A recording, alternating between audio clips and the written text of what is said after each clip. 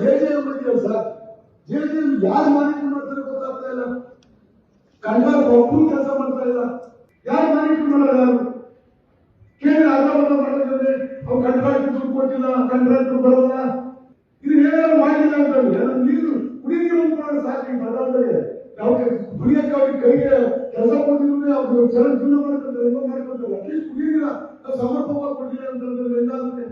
ಅಂದ್ರೆ ನೀರು ಕೊಡ್ತಕ್ಕಂಥ ಕುಡಿಯ ನೀರು ಕೊಡ್ತಕ್ಕಂಥದ್ದಕ್ಕೆ ಇಮಿಡಿಯೇಟ್ ಸ್ಪರ್ಶತಕ್ಕಂಥ ನಮ್ಮನ್ನು ಹಾಕಿ ಅಧಿಕಾರಿ ನನಗೆ ಭಾರಿ ಬೇಜಾರ. ವೆಬ್ಸೈಟ್ ಫೋನ್ ಹಾಕಿದ್ರು ಒಂದು ಫೋನ್ ಇತ್ತಲ್ಲ ಅಂತ ಅಂದ್ಬಿಟ್ಟು CS ಒಂದು ದೊಡ್ಡದಿದೆ ಅಂತ ಅಂಕೇಳ ದೊಡ್ಡದಿಲ್ಲ 3 ತಿಂಗಳಾಯ್ತು ನಾವು ಫೋನ್ ಕೊಡಿಸಿ.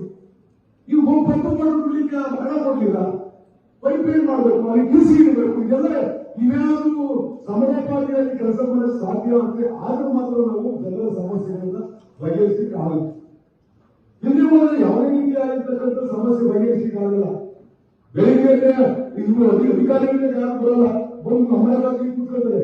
8 ಜನ ಹುಡುಗರು ಕರ್ಕೊಂಡು ನಮ್ಮನೆ ಬಾಗಿಲಿಗೆ ಬರ್ತಾರೆ. ಜವಾಬ್ದಾರಿ ಯಾರು? ಜವಾಬ್ದಾರಿಯಿಂದ ಅಟ್ಲೀಸ್ಟ್ ಯಾರಾದ್ರೂ ಫೋನ್ ಮಾಡಿದ್ರೆ ಅಫಿಷಿಯಲ್ ಫೋನ್ ಅಂತ ಕೇಳಿ.